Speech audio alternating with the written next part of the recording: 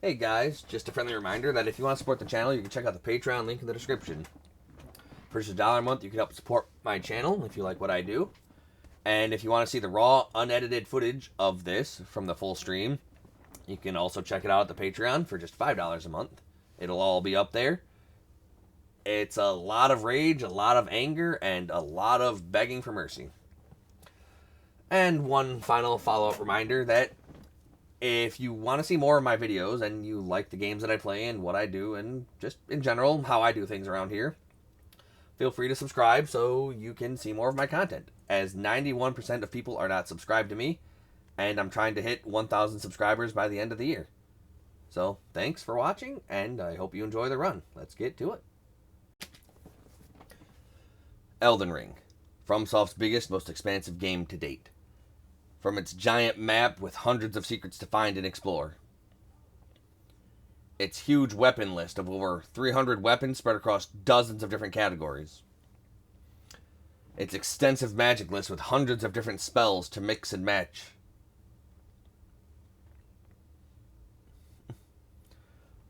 over 100 different weapon skills you can choose to put on your different pieces of gear. We're not going to use any of those. We're going to throw all this away in favor of answering one simple question.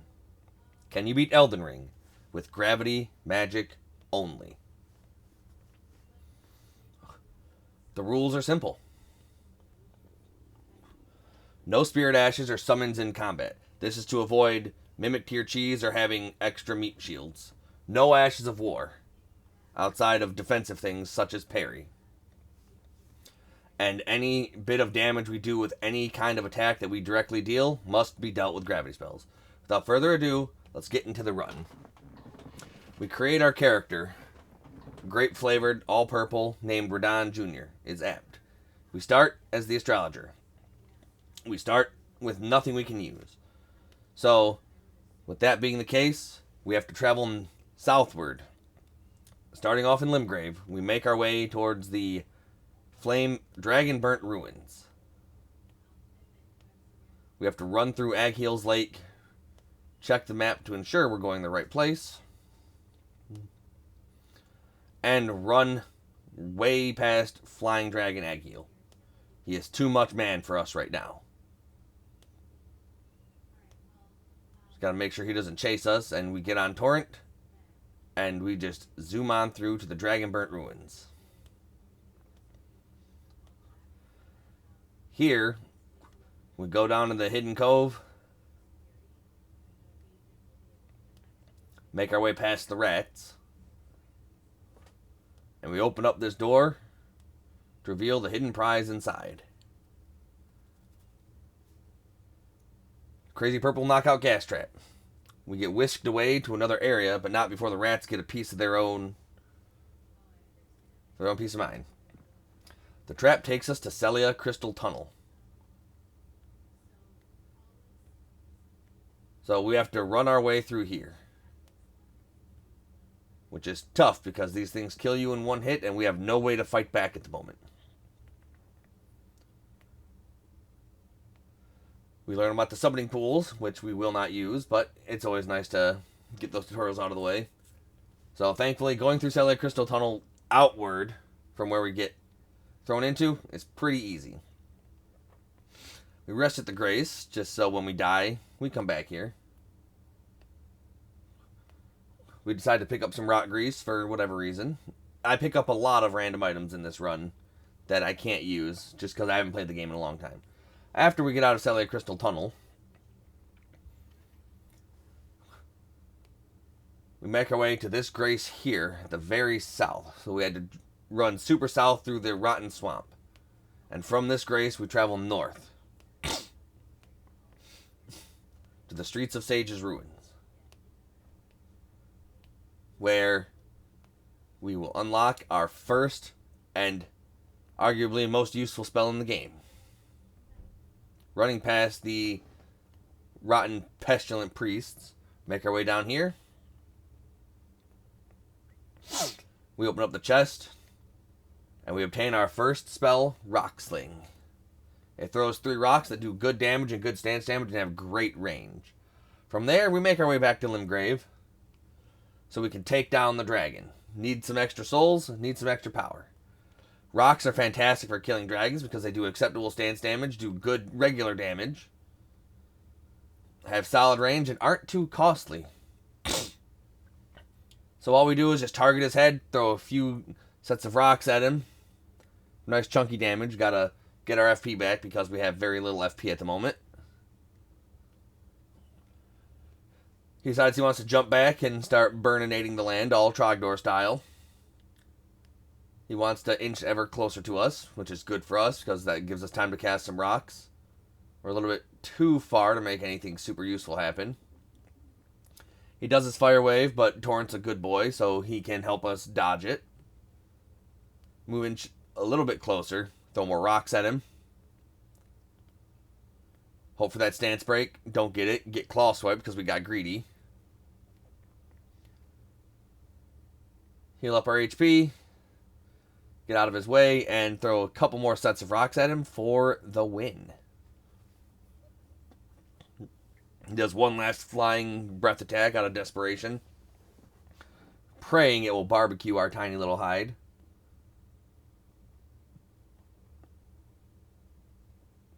Get a little bit of chip damage from a distance while we dodge the flame wave. One final cast. Puts Ag Heal into the dirt. Great enemy felled. Next, after running our way through Stormvale Castle, we take down Margit the Fell Omen.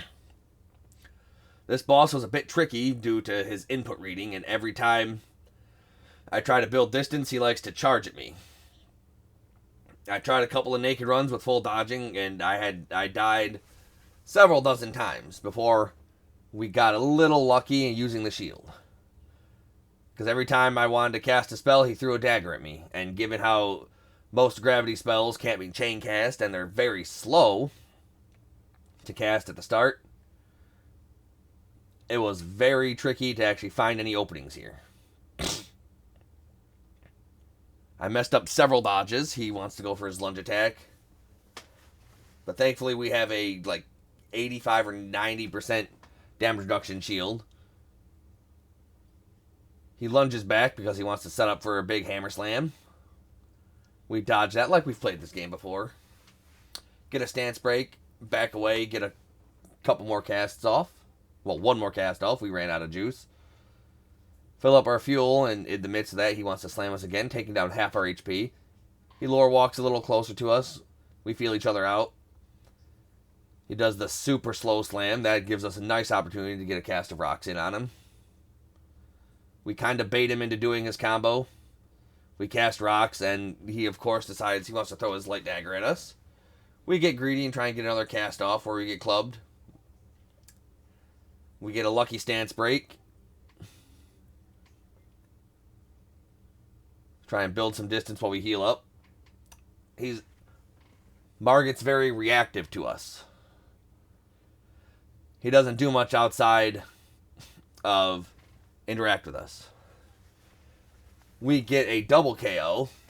We get greedy because we're out of flasks, throw one set of rocks at him, but luckily it counts. We kill each other. After Godric, we do the last bit of running through the castle. The whole of the castle. Or after Margit, rather, sorry. We face off against Godric the Grafted. A much easier boss. Didn't take me nearly as many tries as Margit. He's bigger, and he's slower, and his tells are a lot more noticeable. His wind-ups are also very slow.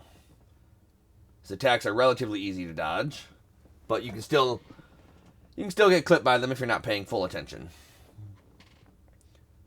We get a quick stance break that forces him into his second phase. He yells at us and grows the dragon hand of awesomeness, which just makes him easier because all he's going to do is spam that now.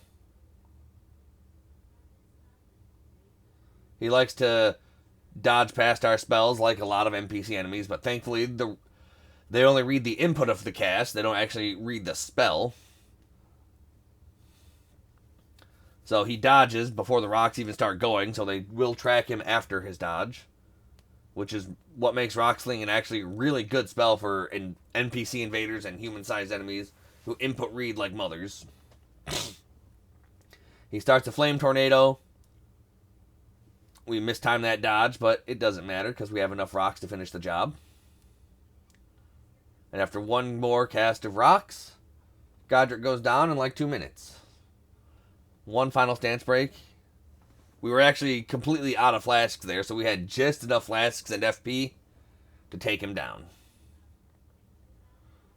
So he wants us to return bathed in rays of gold to our home, but he's not going to return anywhere. We let him spew his final monologue before we move on. We get his Great Rune, something I really should have used more in this run. After that, we make our way to Liurnia of the Lakes, make our way to the hidden passage guarded by Glintstone Dragon Smaragd to get the Glintstone Academy key.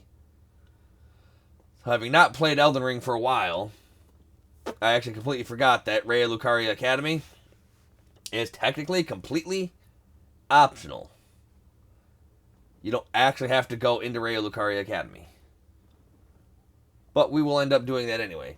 Right now, we're just killing another dragon. Easy peasy. He's not too different from Agheel, but he's a little different. He does still have a Fire Breath style attack, but he also has Glintstone comets that he can shoot out of his mouth as well. But as always, a few sets of rocks to the head, stance breaks, gives us another couple of free casts.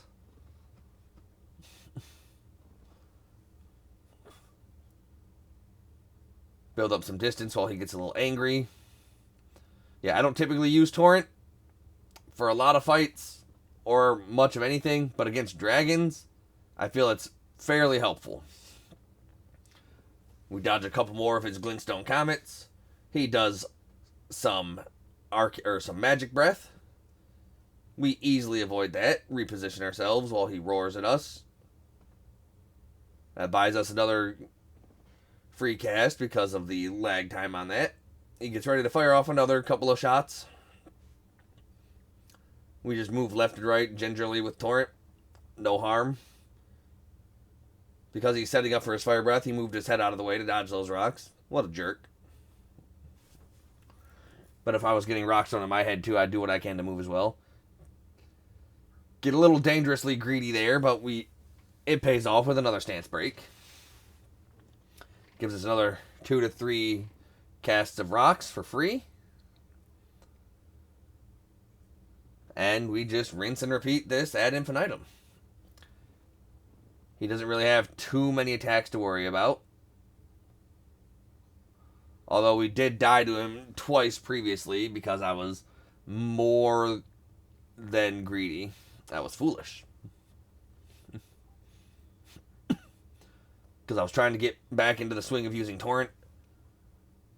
First 2 times I fought him, I was on foot. Then I realized, wait, Torrent helps fighting dragons. One last cast of rocks is enough to put him in the ground. Rocks are just too good. After that, we do make our way into Raya Lucaria Academy to get our next gravity spell. From this little weird sorcerer individual with a sword. A Night Prowler Stalker person. This would normally be where you get your first gravity spell, if you're following the pathway the game lays out for you at the start. He's not too hard to take down. Pillage his corpse and get Gravity Well, a spell we use very infrequently. After that, we put on some armor, make our way to the Red Wolf of Radagon. It took me about 20 tries to beat him using several different methods. He's just so aggressive and fast. He has multi-hit combos, ranged attacks. He likes to dodge the rocks. He's just incredibly aggressive. So we basically got super lucky here. Thankfully, we do solid damage. He does not have a lot of life. And despite his input reading dodging skills, rocks are very helpful. Especially since they can't get chain cast. So he likes to jump up with that sword. He thinks he's Magic Sith from Dark Souls 1.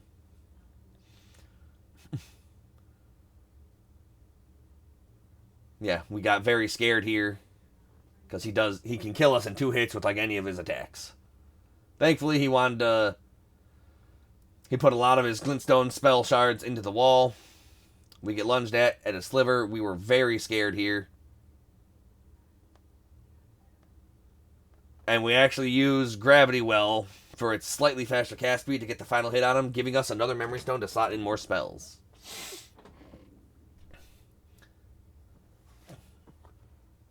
From here, we will rest at the site of grace because we will be coming back here several times for various things that I forgot about until later on in the run.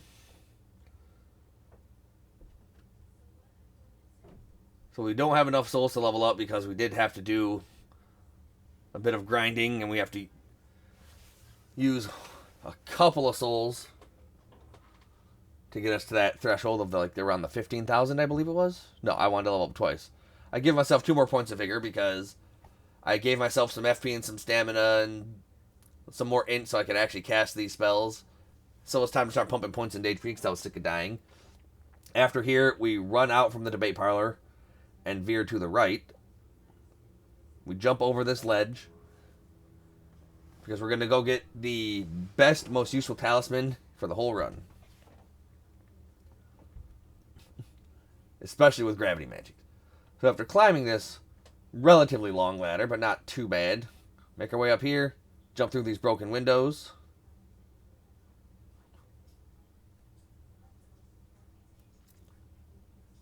Go up these stairs and grab this chest. This chest holds a misclick, a Radagon icon. It gives you a monstrous cast speed boost. It gives you plus 30 virtual dexterity out of the 70 dexterity for max cast. From here, we go back to the start because we want to go take down the tree sentinel. Get a little bit of extra runes. Tried killing him a couple times after we initially got Rocksling. It didn't work. Tried killing him a couple more times after getting the Radagon icon and we died. So it took a couple of tries here. Thankfully, since rocks are a sorcery that deals both magic and physical damage, it actually can break through his golden magic parry without him shooting the cannon at us.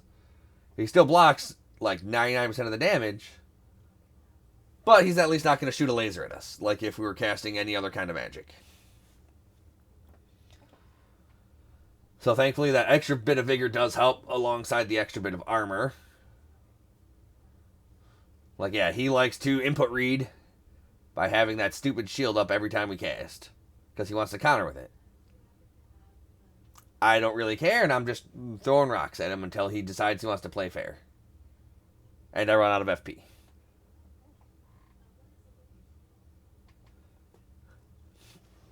Yeah, the input reading in this game for casting spells is kind of miserable. That super gets in the way all the time. It's a very scary run, but thankfully our shield was able to keep us alive there and there, because he's just being more aggressive than I wish he was.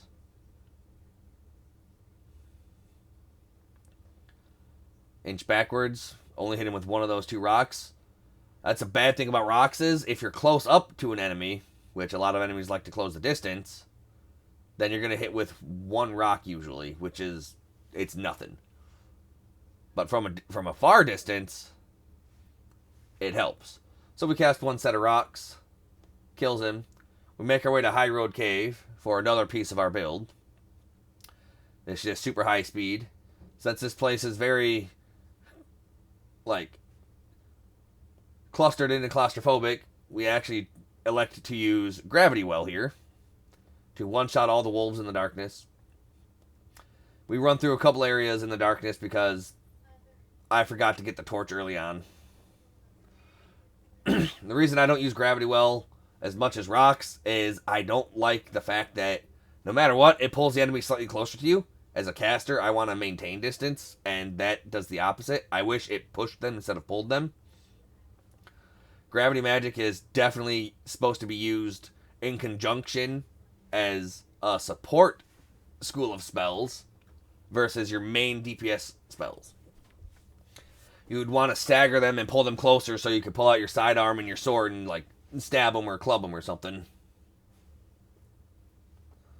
After killing all those, we check the Academy Glintstone staff. Go down here.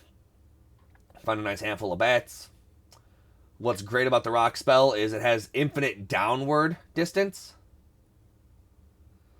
So as long as you have a substantial amount of high ground, the rocks will always go downward and hit enemies. So it makes for great high ground sniping. After killing these bats, we go through here, go through the waterfall, run through here, start making our way down so we can go deeper into the High Road Cave. We jump, and we completely miss, and we drown because, hey, it wouldn't be gravity if I didn't fall to my death at least once.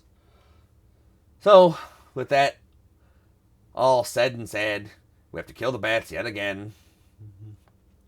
I don't often go through these areas killing the enemies, but I feel like it was kind of apt here because these bats would just get in the way as you're trying to do this slightly precision platforming. And then we go down. We can make another jump. I also completely did not know I could charge those spells for a long time, and we missed the jump on the pillar because we were too scared of the potential bat ambush. So once again, we have to make our way through these bats.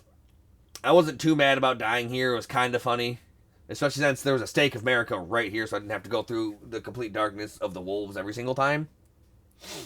We finally make the proper jump, grab our souls, kill these last couple of bats, and fall again. Because the jump button didn't jump. So, 4th time's the charm, right? As always, we're using gravity. We tried gravity well, see if it had the range. It didn't. Rocks all the way. You just can't beat the unga bunga power of the rock. It is a solid spell. It's useful in a good amount of situations, but I would absolutely prefer regular sorcery to rocks. So, after finally making it into the waterfall, we drink our flask of physic. And we fight the old Guardian Golem. This is going to give us a very core piece of our build that we use for quite a while. So we just target the small parts of his feet, deal solid damage, do a nice stance break. Throw rocks into his core. It doesn't do much more damage than throwing rocks at his feet, like I feel like it should. I also don't think throwing rocks at his core can get the stance break. So after refilling our FP, getting clubbed by him one more time, forgetting he can actually breathe fire and getting hit by that as well, but getting pushed in a corner. We got to build some distance with our shield. We elect to go back to shooting him in the feet. It does double the damage as shooting him in there. It only takes 2 to 3 casts of rocks to actually stun him from there. So a boss that shouldn't be very hard at all went down, getting us the Blue Dancer Charm Talisman. A talisman that gives you more power based on how low your equipment load is.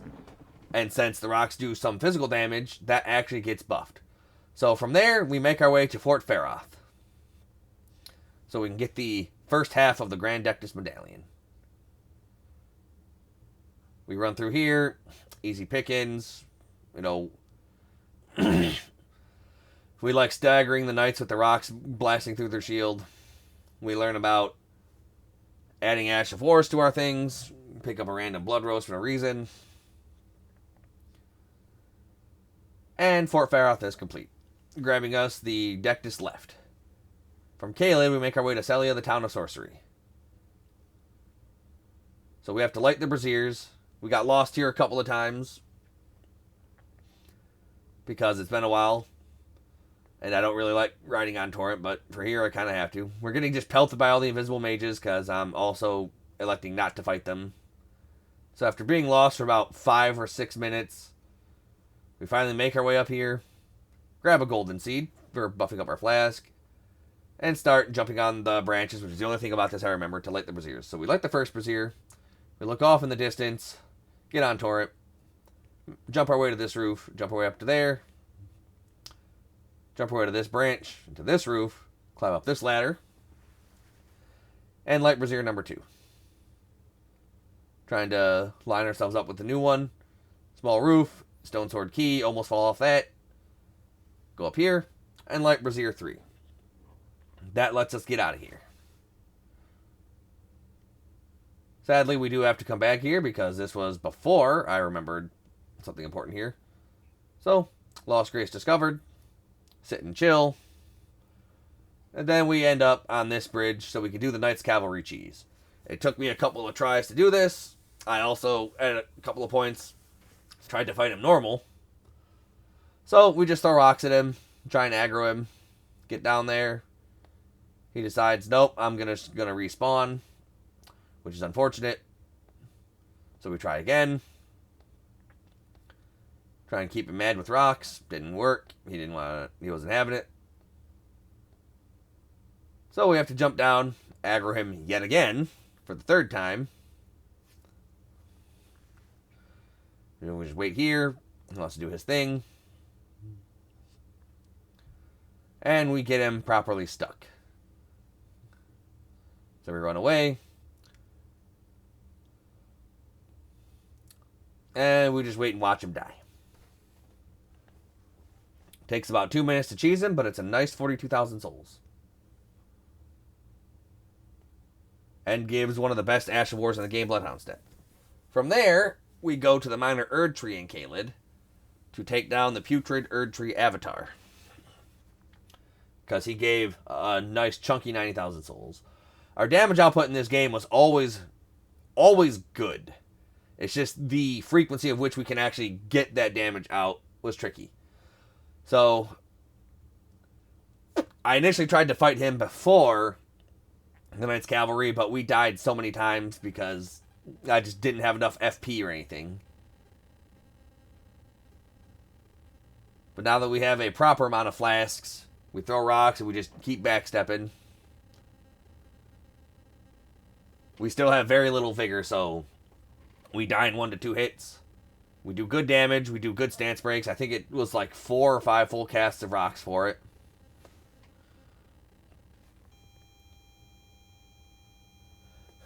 Yeah, these fights are basically just me backstrafing. We got too far away. He decided he wanted to summon his things, and I get a stance break, but it didn't matter. He still summoned all of his glintstone stars. At least when he summons the glintstone stars, I can get a free cast of rocks off before the stars actually launch at me.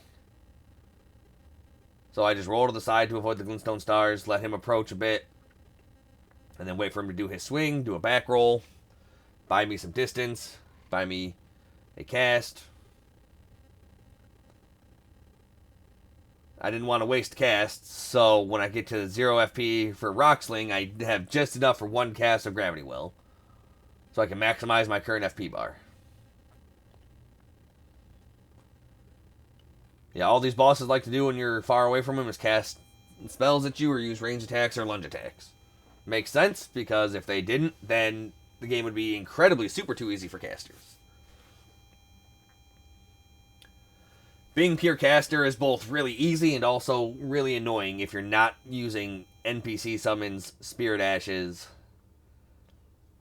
or co-oping. Because you have to try and find your openings to cast your spells. So we just keep rolling. He keeps casting that. Glintstone stars. We try and find an opening to heal. And refill our FP.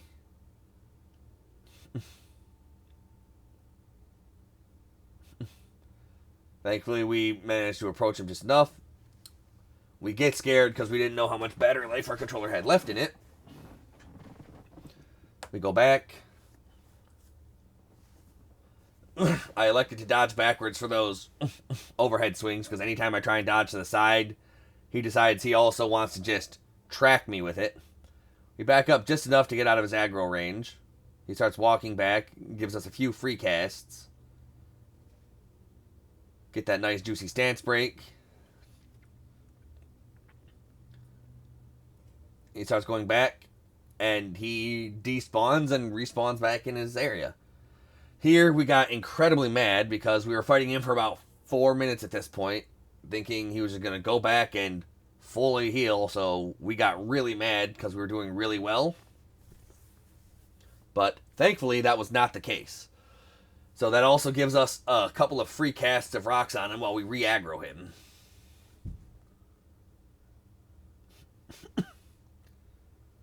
So we can just do that time and time again.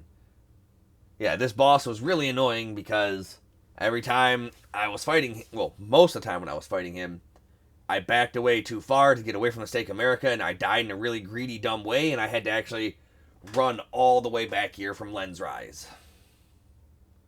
So that was not fun. But thankfully, wasn't the case here. Because we got his pattern down pretty tight. Just back away, cast a couple of casts of rocks, let him come to me, and finish the job for a nice juicy 90,000 souls.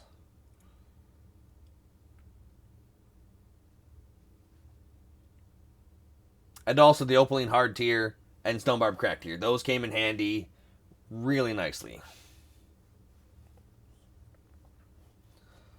So I should have actually done the rises, but, you know, I didn't.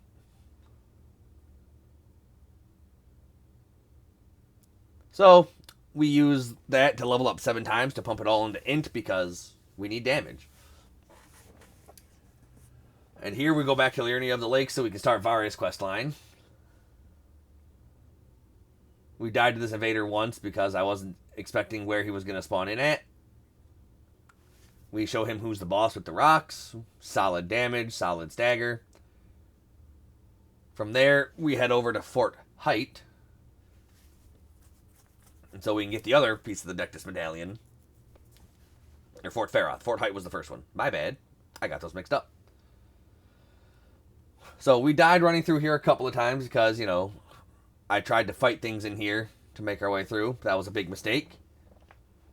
As a little itty bitty baby mage, I just had to go.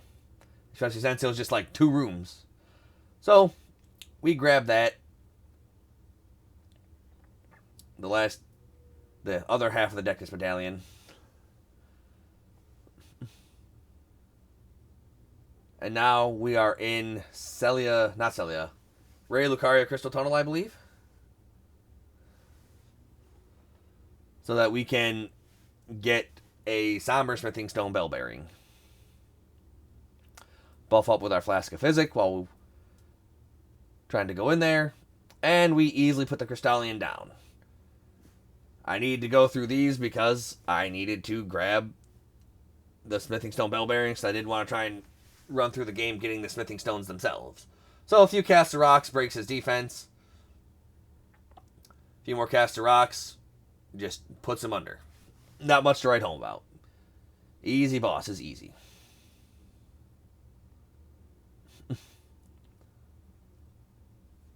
Yeah, I ended up having to use 2 or 3 different weapons in this run. Because while the Meteorite Staff is good, it's not great.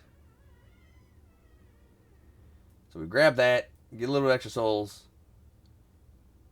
walk away from Ray Lucaria Academy, going northward onto Bellum Highway.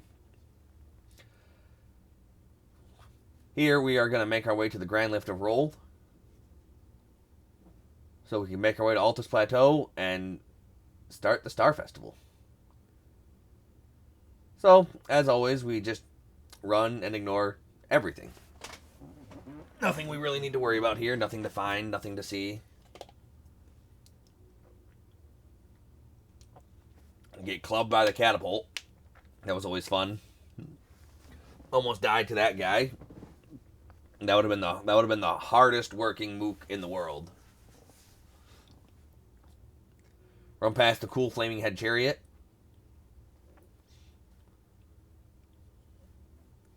And we have the Grand Lift of Rold. Grand Lift of Dectus. I keep getting these mixed up.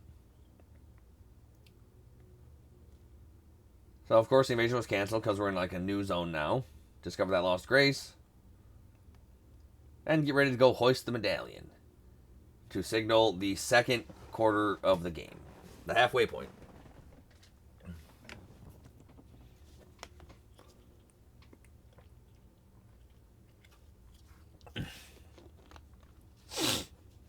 I just love all the different secrets and all these just super lifts and how they interconnect the lands between and whatnot. So, our little grape ape naked Bodhi raises the Grand Lift. It is a cool cutscene, but we didn't have time for cutscenes. So on the Altus Plateau, we have to just touch a site of grace to start the Radahn Star Festival. I think there are 3 different ways to start the Radahn Star Festival. This is the least interactive way. The other one is do Blythe's quest line sufficiently. And I think another one is take down 2 big main remembrance bosses. Didn't want to do either of those. So, we're just going to rock sling these Guardian Golems. Get some extra souls out of it. And show them who's boss. I love the way these guys look. They are just such a cool looking enemy design. Alright, so we get a little turned around because my sense of direction is kind of blah, but we do end up finding the Lost Grace. We rest at the Grace, and then we go to Redmane Castle at the southern tip of Caelid. So we died a couple of times making these jumps, because again, I'm not very torrent worthy.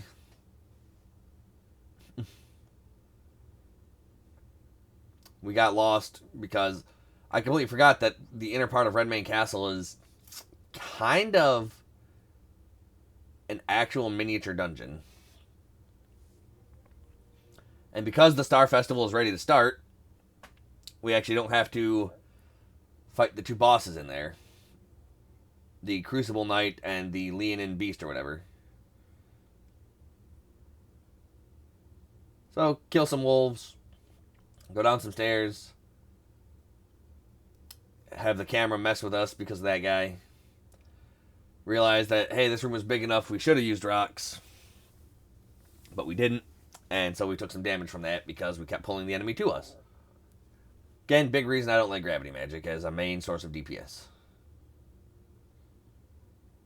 So we use this game's super cool platform gimmicks and its dedicated jump button to bypass a little bit.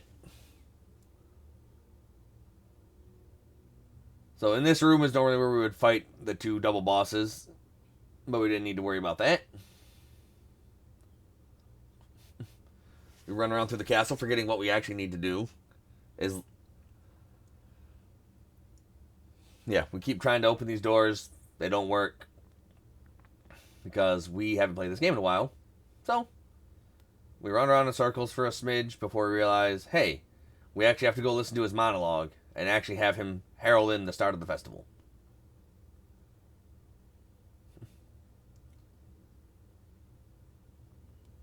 So, ordinarily that cutscene would be super cool. And from there, we travel through that door, down the elevator, and we are getting ready to go fight Radahn, our mentor. This fight was awful. It took me about 2.5 hours worth of attempts to beat him. I got him close a couple of times.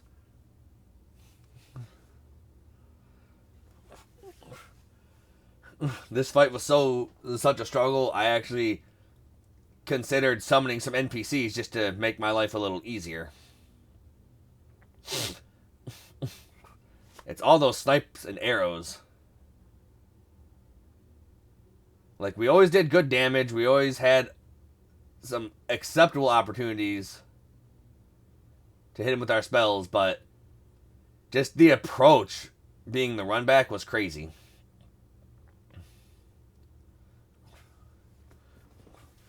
See, it took me quite a bit of time to actually learn patience for this fight. Our damage was really good, 450 per full cast. He's a big target, so it was easy to hit with all the rocks as long as we didn't get clobbered from right next to him. But for being such a big boss, he was very annoyingly agile and mobile. It took me a long time to learn how to dodge that. I died to that many, many times. And thankfully, it only takes like 5 full casts of rocks back to back to get a stance break. So he casts his gravity grapes at us. We actually had to pop our defensive thing here. I tried to roll dodge his meteor attack several times. But then I just elected I'm going to try and use Torrent and just run and jump and pray. And my prayers were answered. He summons his Rock Sling, which is kind of better than ours. So we just play it super safe, maintain our distance until his rocks are ready to go out at us. We can get a couple of nice casts here and there, but this was where we just try and build distance and be safe. The shockwave I had trouble dodging several times, but then I realized Torrent can actually jump over the shockwaves for safety. So we can only get one cast, and we learned that whenever he backs away like that is when he's actually going to launch the meteors at us. So we were actually able to stay relatively safe, knowing that he is not going to just randomly launch the meteors at us. Launch another shockwave, tries to approach with his big stony swords. Easy dodge of his gravity well. And this is where I almost lost it because I didn't know what the heck was going on because I never got this far in any of the previous attempts. So I completely forgot that attack even existed. But thankfully, our panic rolls got out of there. So he doesn't get to just come drilling on through. So after remembering that he's not going to actually throw those rocks at me until he moves away, this gives us the opportunity to get in some hits when we can from his sword attacks. Because we didn't actually have to fear those rocks. And he does just the angry slamming combo. That was very greedy and very risky what I did there. I absolutely should not have done that. Give him a little bit of a teabagging because while he might be the Star Scourge, we are the Scourge of the Star Scourge. So we go into the catacombs from Radahn's area. See some Red Mane Knights. Try and kill a couple of them. And then realize I think they endlessly spawn. Also, they do a lot of damage. So we decide, hey, we probably shouldn't fully kill these guys. Because nothing we do is really helpful. Because we don't do enough damage. We don't have enough FP to make it worth it. And they just respawn anyway.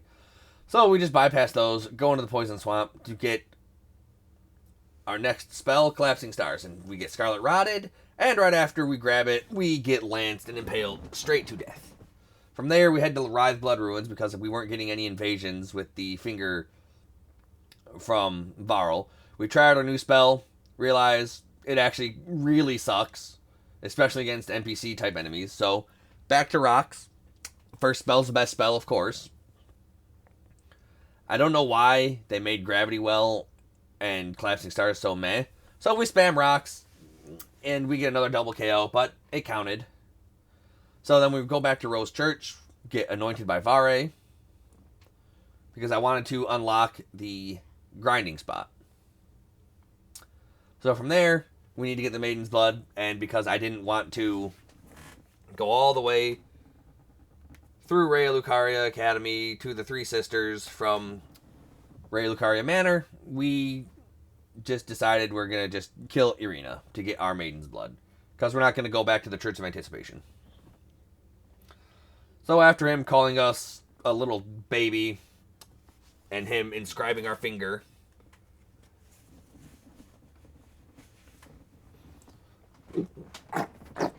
we are now good enough to go take down Renala. I came in here and I fought her several times throughout the run. I was a total of 4 hours of failures. Because I both didn't have the FP and the damage.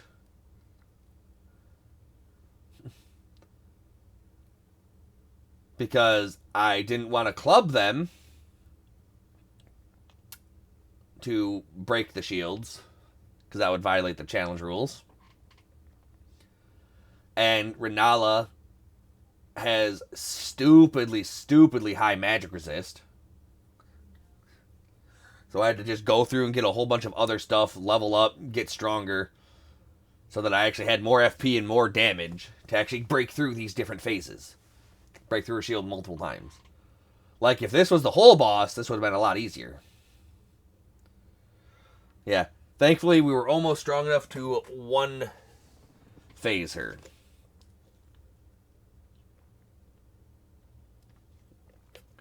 So again, she's summoning her sweetlings. They're throwing books at us. I can't tell you how many times I ended up dying because of the stupid chandeliers falling on me while I'm trying to dodge the explosions and the books. This fight is just miserable as a pure caster. It's like probably one of the least fun fights. Interesting concept, but just pure misery as a pure caster. And there's that falling chandelier. Again, that would have killed me if I didn't have as much max HP as I do. But thankfully, we were just juicy enough to do what we needed to do. Yeah, I made it to her second phase one time previously, and I just died in a very, very dumb way. So thankfully, she does give us a couple of interesting openings with her Comet Azure to launch some rocks at her.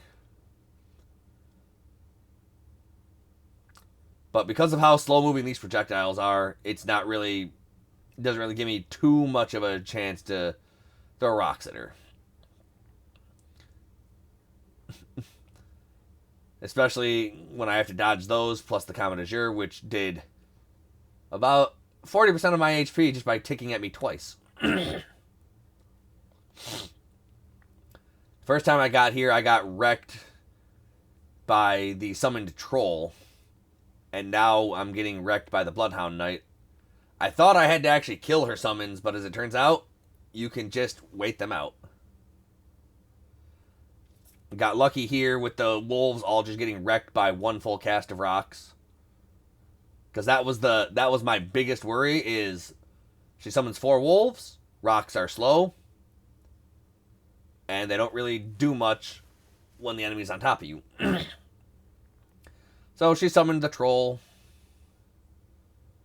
and I just decided to ignore it and throw rocks at her moon. Thankfully, the rocks travel faster than her moon, so we finally defeat Renala in what is possibly my absolute favorite boss room in the franchise. The arena you fight her in is just so beautiful. Okay, from then on, we make our way to Lanedale Capital. Sorry.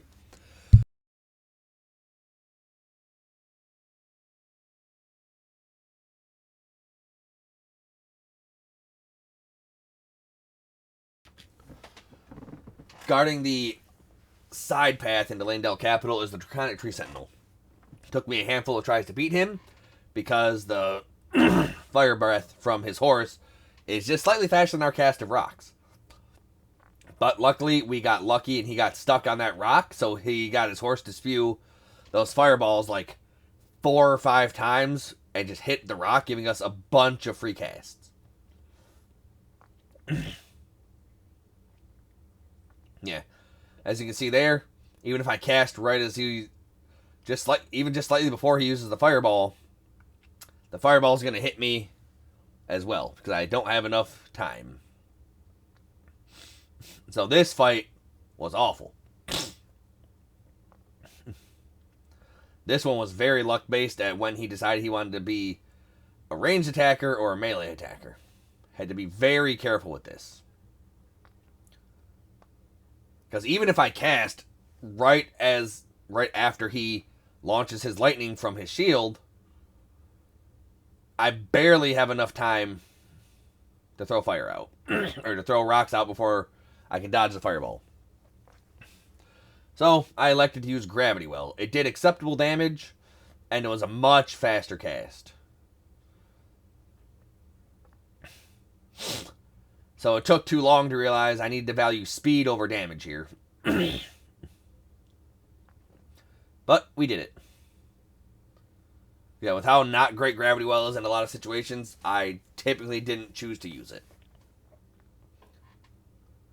A couple of cool weapons we aren't going to be using. So after running through Langdale Royal Capital and getting lost for about an hour, we come up to Godfrey, the first Elden Lord's Golden Soul. This fight took about 10 or so attempts because every time I went to cast, he tried to lunge at me. Just like that.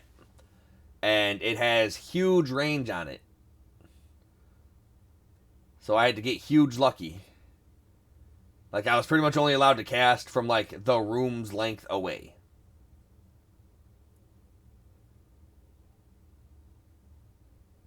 Which makes sense that he's just going to lunge as soon as you cast, or else you could just stay super far away, and all the bosses would do is just slowly walk towards you. And that wouldn't be a very good game design.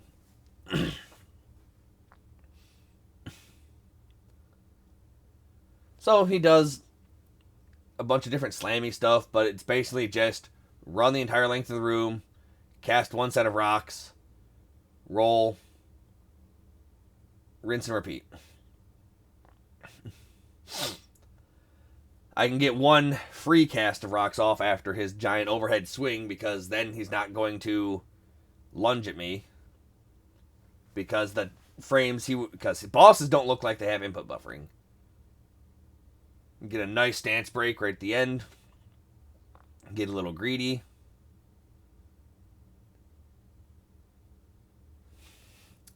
And we take down the golden form of Godfrey the First Elden Lord to get our third talisman pouch. But here's where the real test was. Morgott, the Omen King. This boss took about an hour and a half worth of attempts. It wasn't nearly as bad as Radahn because he was more easily stance broken. But he was also obnoxious with those throwing knives. Took me a little bit of time to learn the timing for the spear. His sword rain was one of my favorite attacks of his to do. Because that gives me a couple of times of free casts. Pulls out the hammer. I luckily get a stance break because I'm backing away.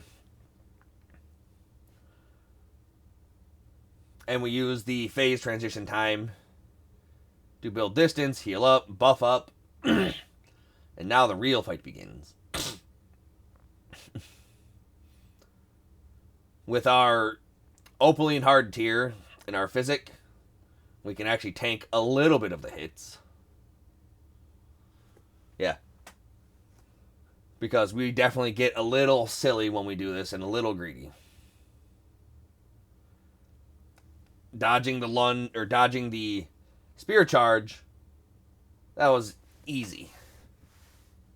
I was pretty much using the stance break opportunities just to build distance instead of use it for damage opportunities. But after about a 2.5 minute fight, Morgott goes down. Who has, I believe, one of the better great runes in the game, where it's either 15% all stats or 20% max HP. But anyway, from there we head to Liurnia of the Lakes so we can go to the village of Albinaurix. because we have to pick up something very important here. Perhaps one of the most important key items for our build. So, we kill Albus the Jar Man, and instead of doing all of the nonsense to get the Haligtree Secret Medallion from the side quest, from the Wolf Girl, we just kill him and get it. From here, we angrily make our way down the subterranean shunning grounds from Landale Royal Capital. I got super lost in there, so I just elected not to show any of it because I hate this place. Although, it's not as bad. Like, the pipe maze isn't as bad as I remember it. And as soon as I found the right way, it's actually very easy to go through the pipe maze to get to where you need to go. That's only after unlocking the 4 shortcuts. So, we grabbed Moog Shackle down here. That was the biggest reason we came down here. But I also wanted to test out how Moog would go. Because I know this isn't the right Moog, but it's enough of an idea to figure out what he would be capable of and how our build would handle it. It was not great. Also, one of the big reasons I came down here, aside from the shackle, is I actually never got the Frenzied Flame ending, so I wanted to grab that trophy for this run. So we went for the Frenzied Flame ending. We didn't show doing the jump down or anything like that, because, you know, that would just be like 20 minutes of me dying, trying to figure out the right path. But yeah. So, Moog is a very interesting character. The lore behind him is pretty cool. I like this fake Moog, like, I just like the fake Moog. Cool fight, cool boss, uses blood and fire. So down here in the subterranean shunning grounds, it did have my favorite secret in the entire franchise, where in the boss room, there is, behind the altar, there's a hidden door, and then there's some more hidden doors down in the Flame Conscription to actually get the 3 fingers, and then a hidden door even down there to unlock some items. But anyway, we make our way to the Second Church America, where we get invaded by Eleonora of the Pole Blade. Or the Violet Bloody Finger, rather. Because, and I don't remember the lore reason behind it, but she actually has one of the most important use items for us for taking down Moog, the Purifying Crystal Tear. So we grab the Purifying Crystal Tear, and we make our way to the mountaintops of the Giants at Zamor Ruins. Because here, we need to grab another bell bearing, I believe.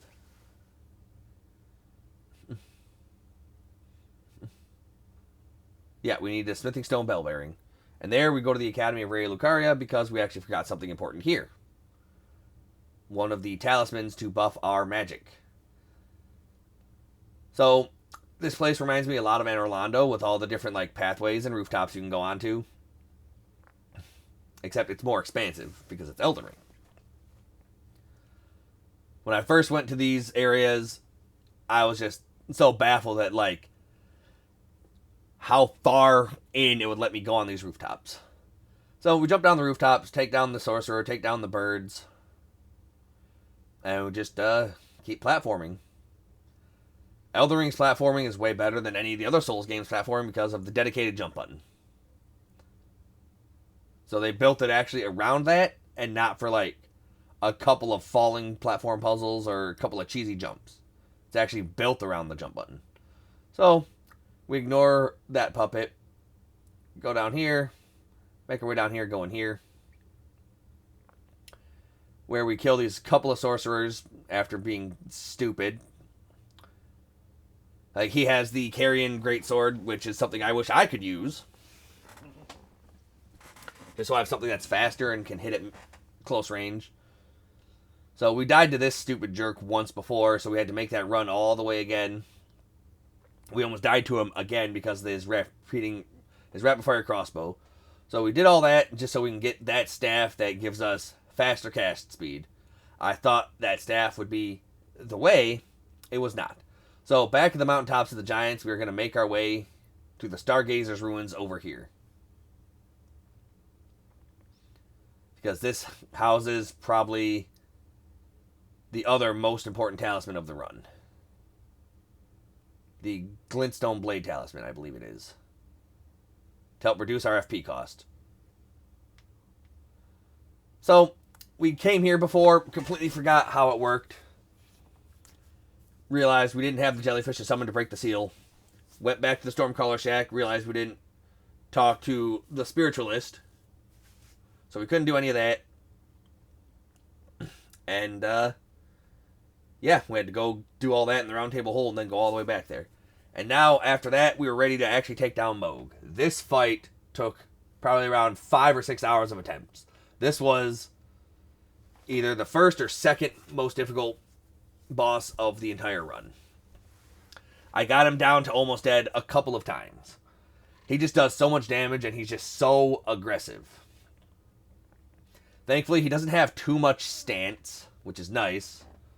But he has a lot of HP. And it makes sense. He's supposed to be a pseudo post-game boss, or a end-game boss at the very least.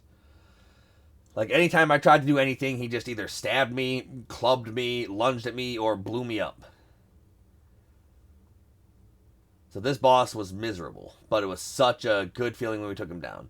So I just had to try and maintain huge amounts of distance because we had plenty of damage. But we just needed a lot more FP and cast speed. So we were able to easily get him to a second phase, but that's where he becomes just obnoxiously more mobile with ranged attacks and just a whole bunch of nonsense. So at least at the start, we threw enough rocks at him during the phase transition to stance break him early on to help us build distance. But everything he did could just reach me from like everywhere. So we had to get really lucky at how he walked. Because of how much bigger than us he is, he actually walks faster than we can run. So he can actually get closer to us faster than we can run away. But thankfully, I got a couple of opportunities where he decided he wanted to walk to the side while we backstepped, letting us build more distance. Because all he does is just menacingly walk at us and leave fire on the ground. So there were a couple of good opportunities I had to actually deal damage to him, but they were few and far between based on just how quickly he can hit us, because a lot of his attacks just hurt and are fast.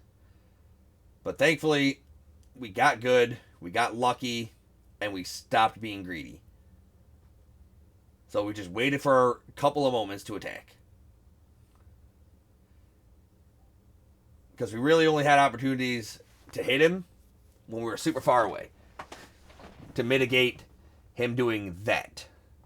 The jump slam, the flying lunge, which he didn't do all that often in this fight, and the charging spear. They all just have crazy amounts of range on them.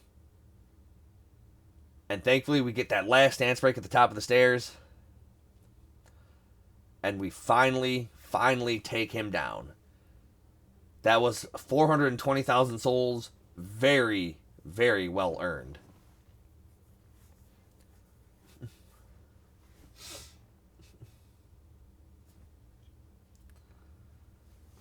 And that's another really good great rune that I really wish I had the desire to actually go through all of the different divine towers to actually power them up.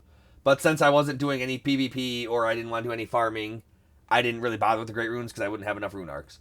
So now we go to Raya Lucaria Academy, we run past the hands, and we go all the way to Royal Knight Loretta. Because there was another thing here that would have probably helped against Moog that I completely forgot about when we went to go fight Moog. So Royal Knight Loretta, not too bad. takes a good chunk of damage, and because of how high of level we were when we came here, yeah. So, sorry when the video looks a little choppy here. My old computer was having trouble recording this while streaming it. But we get Loretta's Great Bow, which is an incredibly good sorcery. High damage, high range, not too heavy on the FP, but again, something we can't use. So we go through the northern part there to go to the Three Sisters so we can go to the Royal Grave Everjail, where we will take down the Onyx Lord.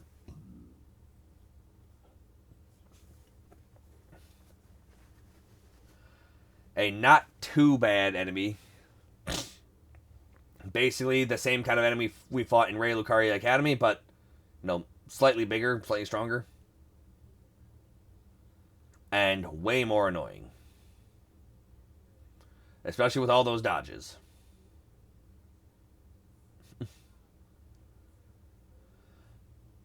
And the fact he can just so easily approach from my cast makes it just so annoying. So there's him using the spell we are going to get. So after taking down the Onyx Lord, we get our 4th gravity spell that we use like all of not too many times, Meteorite. High damage spell, but very hard to hit anybody with. So from there, we go into probably my favorite area in the franchise, the Shalfra River Well. After running through past all these enemies, we light all 8 braziers, and we're going to go take down the Hallowed Horned one. Why? Because I just like coming to this area and I like fighting this boss.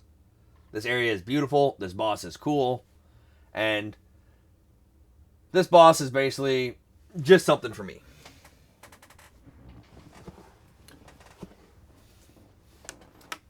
This boss is just really cool. He's just a giant magic deer. Well, I guess it's like a deer moose hybrid. I tried to use Meteorite there, and I got a couple of the rocks to hit. And there I used Meteorite again. Each rock did about 1,000 damage. So, very powerful spell if you can get it to connect.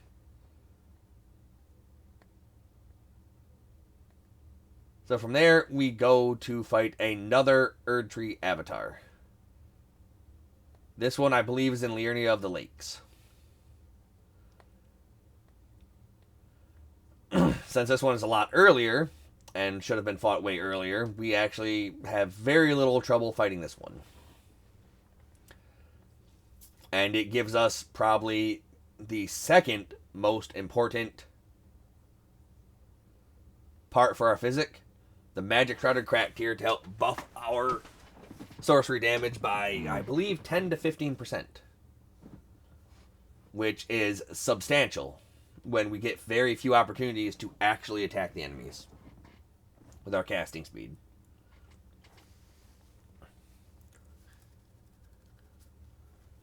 So Magic Shrouded Cracked here is top tier. From there, we go to Castle Soul and the Mountaintops of the Giants.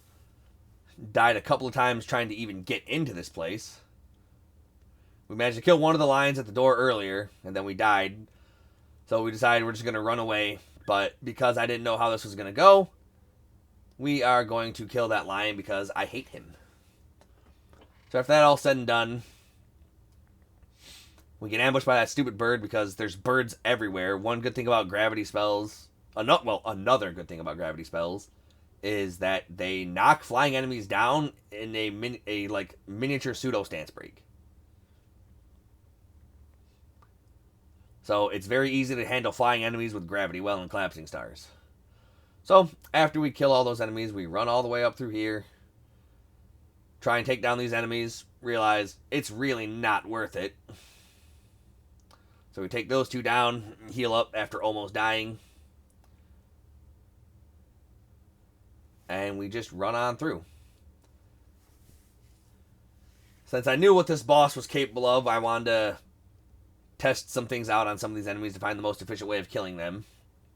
Because in a one-on-one, our build's pretty alright. When there's multiple enemies around, our build is pretty bad. So we discover this Lost Grace. talk to him for no reason, grab the Eclipse Shotel, and make our way all the way up, running past all these ghostly soldiers. Sorry about that cut. It was kind of bland. It's a little choppy because, again, my computer was struggling here. But we are at Commander Niall. So I tried fighting him for about an hour and a half, trying many different things, before deciding that Meteorite at the start was probably the best way, because it 3-shot the Knights, and it could potentially hit both of them, plus the boss, if I get lucky rolls on their spawn.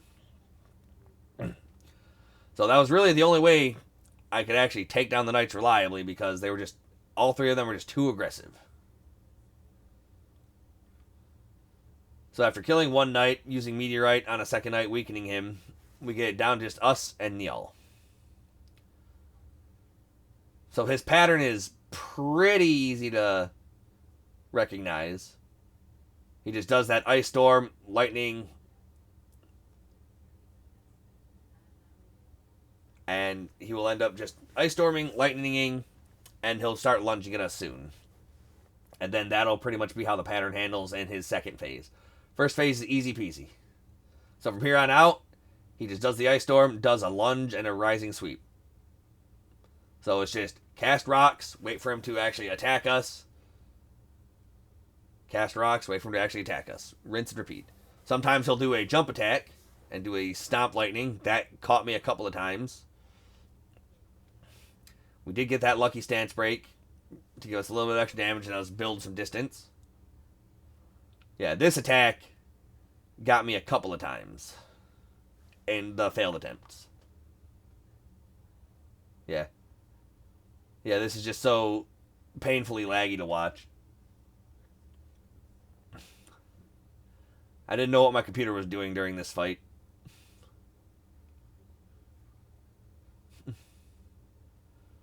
But thankfully, the rest of this shouldn't be too bad, because we actually just built a new computer that could handle streaming and recording and encoding and all that. But yeah, Commander Niall is very pattern based. We run away, wait for him to do his Ice Storm. Well, we cast, force him to do his Ice Storm, dodge the Stomp. We realize that every time he stomps, he also stabbed, so we weren't going to get caught by that. So it's either Ice Storm, lunging, rising, uppercut attack, or Ice Storm, lightning jump, thrust. So we didn't want to get greedy even after that stance break. We just wanted to stay in our rhythmic pattern. He almost killed us there. He did 6% of our HP because we did, in fact, get greedy. Because we thought we were going to kill him with that previous spell, but he lived on that 1 HP, that 1 hit point. Would have killed us if we weren't fully healed. So, after killing him, we get the other half of the Haligtree Secret Medallion. I love all the secrets in this game. Getting the medallions to open up different secret areas. But there's also several other ways to get to these areas if you know where to look. I did not know where to look.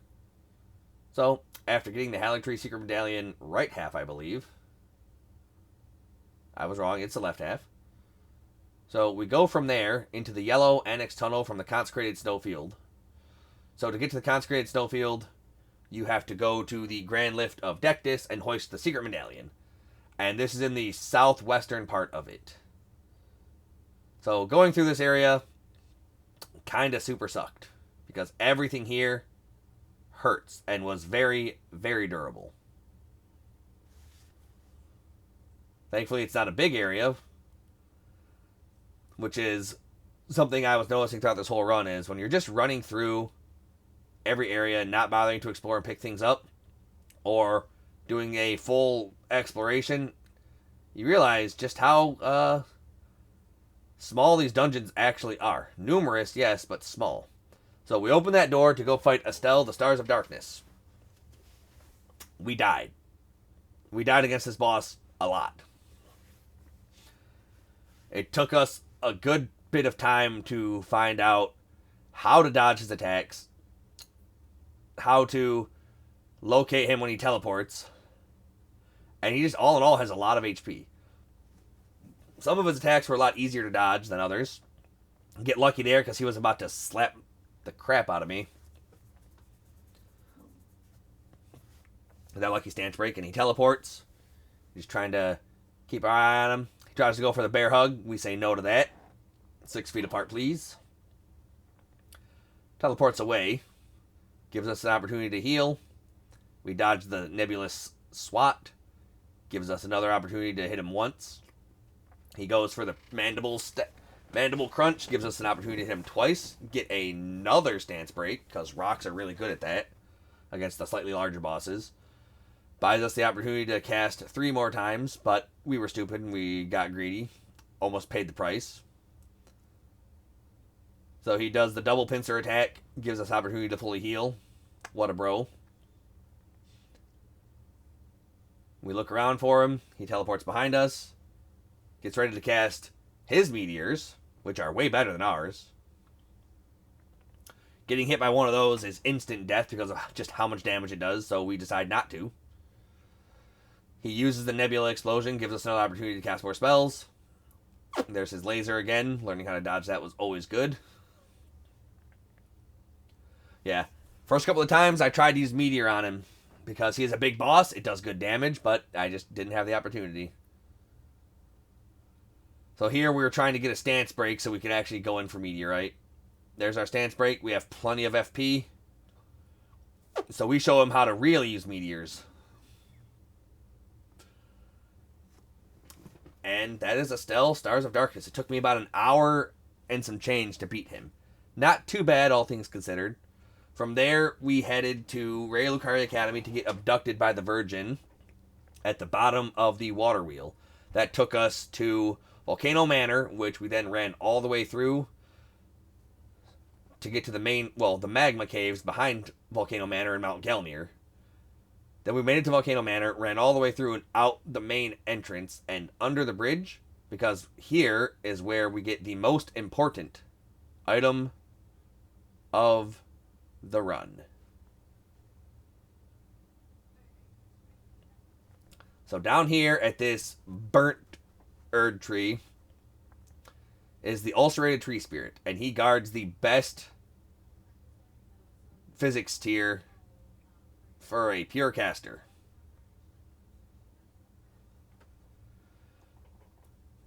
So I was initially going to be worried about this because, you know, in my first run through this game as a pure caster, the ulcerated tree spirits were a pain in the butt. They were hard to fight, they did a lot of damage, very tanky, very mobile. But because we have Meteorite of Estelle, and we could get the high ground on this one, it's not too bad. So we just hit him with Meteorite of Estelle, that did like 40% of his HP, give or take. A few more sets of rocks. Take him down. And we obtain the Leaden Hard tier, which is nice, but the Cerulean Hidden tier, which gives us 10 seconds of infinite FP. Very good for the meteors. After that, we make our way to the mountaintops of the giants to go fight the Fire Giant. This boss was the worst. Well, not the worst. No, third worst. I'd still say Moog was more annoying. This boss sucks. Plain and simple. He's too big, he's got so much HP, and it's hard to maintain any amount of distance from him. Thankfully, we do a lot of damage. So, our damage output was never in question. It was just trying to dodge his attacks.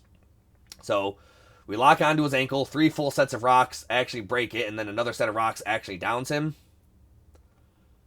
I try to get Meteorite of Estelle on him here. I do very little damage before he actually starts moving again. The reason this boss is so annoying is he can just get out of range of our attacks so easily with that roll. So he casts the Promethean's Flame or whatever spell it is. The slow-moving fire orb. I inch forward to it to trigger its explosion, then I roll away. He wants to give us the old avalanche. Jump slam, that's an easy way to get under his legs to start pelting him for some good damage. Another stance break for another couple thousand damage. Yeah, it took about 4 hours of attempts to fight this guy, give or take, because I just could not find a way to safely deal damage to him through all of his nonsense. I had to put on a whole bunch of fire-resistant stuff. I tried a whole bunch of different things. Because this is another boss that you want to use NPC summons for, like Alexander, who does good damage and keeps the boss's attention real well. So I didn't have the opportunity to trigger that explosion earlier, so I had to actually back away from it because he just wants to keep walking towards me. Second phase was obnoxious, but we managed to... We can get a decent stance break on him from this. So we managed him with 1 rocks and a meteorite of Estelle, which downed him, and we were actually able to finally finish him off. We made it to phase 2 about 7 or between 7 and 10 times in previous attempts, but we never got lucky with the meteorite of Estelle actually hitting him enough times to stance break him. So that was super lucky. Now that we burned ourselves there, barbecuing us, that opened up our way to Crumbling Farum Azula, where an incredibly annoying boss awaited us, the Godskin Duo. This took probably another 2 hours of attempts before we found a decent enough strategy. So the Meteorite of Estelle does really good damage. And I especially like that if the meteorites hit an enemy when they're dead, it still racks up damage on his main health bar. So we did half its main HP in 1 full cast of Meteorite of Estelle with the Infinite FP. We had to use the Infinite FP tier plus the Leaden Hard tier to give ourselves poise, just so we could not get staggered when they threw the fireball at us. And then we got down to 1-on-1. It's a lot more manageable, because we can stance break him before he does any of the stupid nonsense. And we do solid enough damage that we don't have to really worry too much about him being around.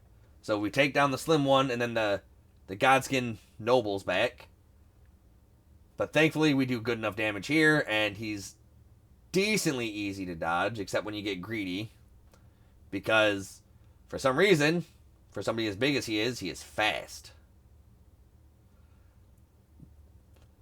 So, he just stabs us with that. We get a stance break with the rocks, full heal up.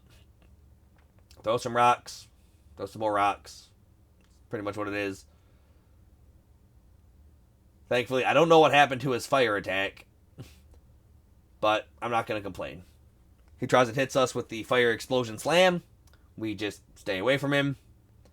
Didn't even realize that he summoned his other Godskin pal, but didn't matter.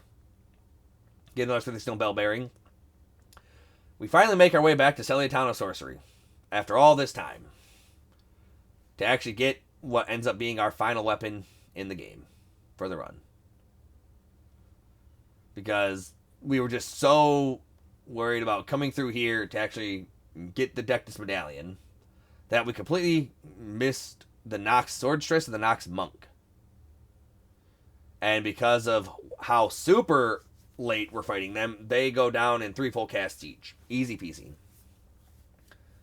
That gives us access to Lusat's Glintstone Staff, which is a huge sorcery damage buff. From there, we go back to the Consecrated Snowfield and go to the Albinaric Rise. Because we need to get one final thing here. So to open up this rise, you have to either use a Spirit Ash of the Imp, which we did not get, or make these imps kill each other with a Bewitching Branch, which we were able to buy from a merchant.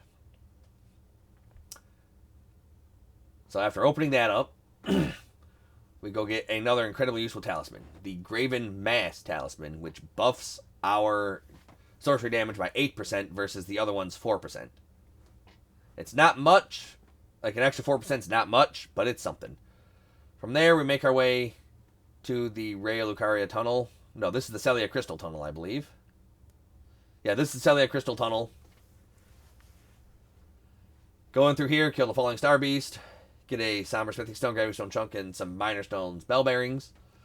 We go into the Consecrated Snowfield, go all the way north to get this Smithing Stone Bell Bearing and the sacred tear from that Church America. Back in crumbling Fair Missoula, we completely missed grabbing this ancient dragon smithing stone or bell bearing. I can't remember which one it was. We walked right past it because we were just worried about not dying, because everything here hurts a whole bunch. So, come all the way back here. We grab the final bell bearing, and now we're ready to fight Malekith. This fight was awful. I could not use Rocksling here pretty much at all. But thankfully, with how strong we were, Collapsing Stars did pretty good damage. So we were able to beat the Beast Clergyman relatively consistently. Probably like every 4 out of 5 attempts we made it to Malekith himself. Still took like 2.5 hours because everybody knows Malekith is awful. So the Beast Clergyman has like a couple of attacks. They're all really easy to dodge. He has the Shatterstone throw, a big rock throw, and then a couple of lunges. This was like a really worrying boss because of just how fast and aggressive they both can be.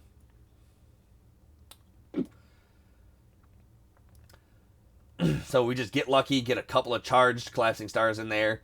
I got hit by that claw swipe shockwave so many times, even though I roll through it, it still has a lingering hitbox that hurts so much. So I hide behind some of these pillars until he does something I can actually attack from, like that lunge.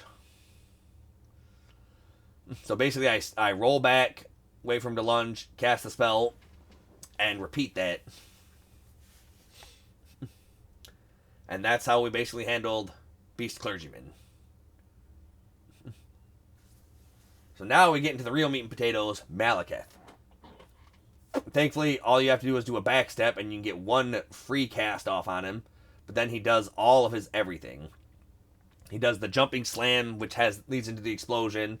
A couple of claw swipes into the overhead. We do get hit by the overhead, but thankfully we were strong enough. We hide behind this pillar throughout all of the blade beams he has, and then dodge through his merry-go-round explosive swipe. Throw another Collapsing Stars at him. Lure him into doing that, because those two attacks are opportunities we can actually use to hit him. Like when he does the overhead swing, that's an opportunity we get a full cast off. If we start it soon enough. So he does the blade beams, we dodge through all these. And we dodge his merry-go-round attack. Gives us another full cast. And we just had to actually learn how this boss works. We didn't have too many opportunities to attack. We just knew that every time he did the blade slam into the ground, it was an explosion. That gave us distance. And yeah. With the help of Collapsing Stars, we were actually able to take down Malekith. Very annoying fight to do, though. Very annoying. I was on like so much adrenaline near the end of there. I was afraid I was gonna biff it. But Malekith down. One of the more pain in the butt bosses. So after that, we go fight, in my opinion, the most badass boss in the game. Godfrey and Horalu. First phase, really easy. Very easy to just make him do what you want. Every time he casts, he lunges and stomps. Every single time. Almost without fail. So I had to make sure I was far enough away that his lunge wouldn't hit me. First phase was awful. Yeah, and here's pretty much starting from Malekith. For the rest of the game, we can't really use Rocksling all that often. It's just too slow.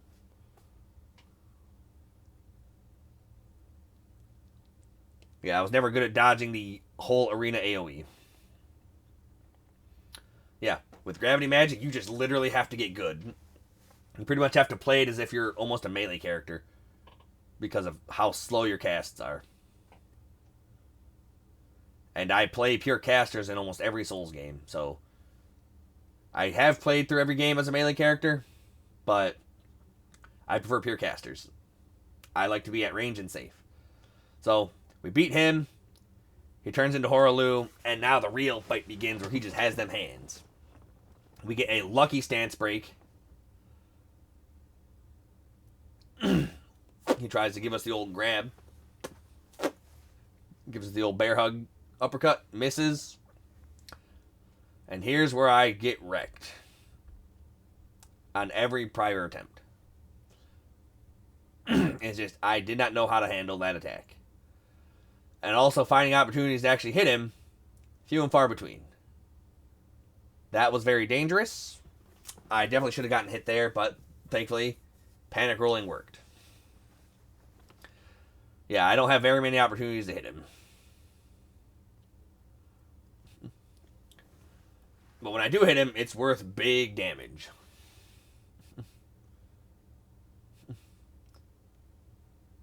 He just keeps trying to throw me up in the air and show me who's boss. I don't want to be shown who's boss. I want to show him who's boss. So we just keep dodging around all of his uppercuts. That roar is like an okay time to try and hit him, but not really. So this was really dumb and just straight up really dumb. 1 HP in a dream. 1 HP hero. Living on just barely a sliver of HP. I definitely feel like I should have died there.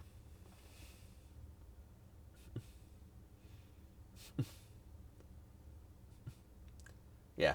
For fighting a lot of these bosses, I had to grind a lot. Like, a lot. So, we're finally at what was the hardest boss in the game that actually made me have to grind about 30 or 40 additional levels.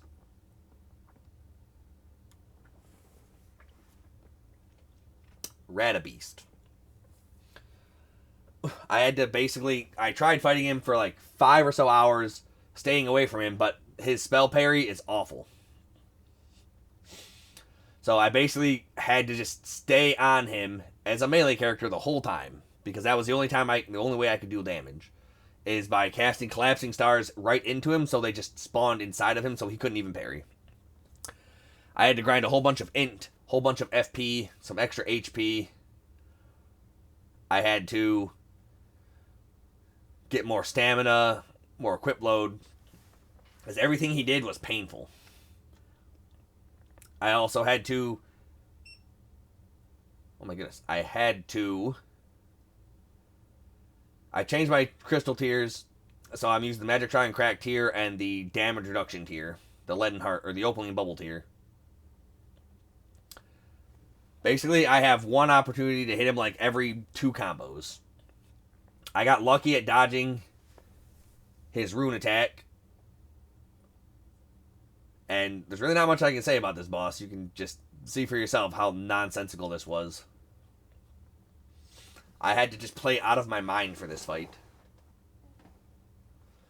So, I've made it to the Elden Beast a couple of times, but with very few resources. This time I actually had a couple of health flasks and FP flasks. And now, time for the Elden Beast. We do great damage.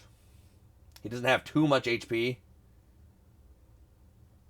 But he's just such a big target that your camera is your worst enemy here.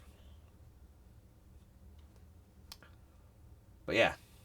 So I'll just let this fight play out as is. Not much else I can say about it. And I guess here's where we're gonna start doing our call out. So I opted to do this because Gravity Magic is a lot like getting that spell is the easiest spell to grab without fighting a boss. I also like the gravity spells. They're cool. I ended this run at level 152. It sucked having to do all that grinding, but we did it. We're not going to do Melania or any like the extra... We're definitely not doing the DLC. The DLC is nuts. I don't like the way the DLC is. I don't like finding the Scatter Tree Fragments or any of that. I'm not doing any New Game Pluses either. We're not doing Melania. We're not doing Placidus X. We're not doing Lich Dragon Fortis X. We were just trying to see can you just beat everything, or can you just beat the main game, get to and through Elden Beast with gravity magic only? And while it's tough and tricky, yes, you can. It just might require a lot more grinding and getting of good. So here's where I should have absolutely died. I have basically 1 HP left. We hit him with some rocks. We get the stun. And we manage to get up there with enough FP for Meteorite of Estelle to take him down. Thanks for watching. God slain. Godspeed.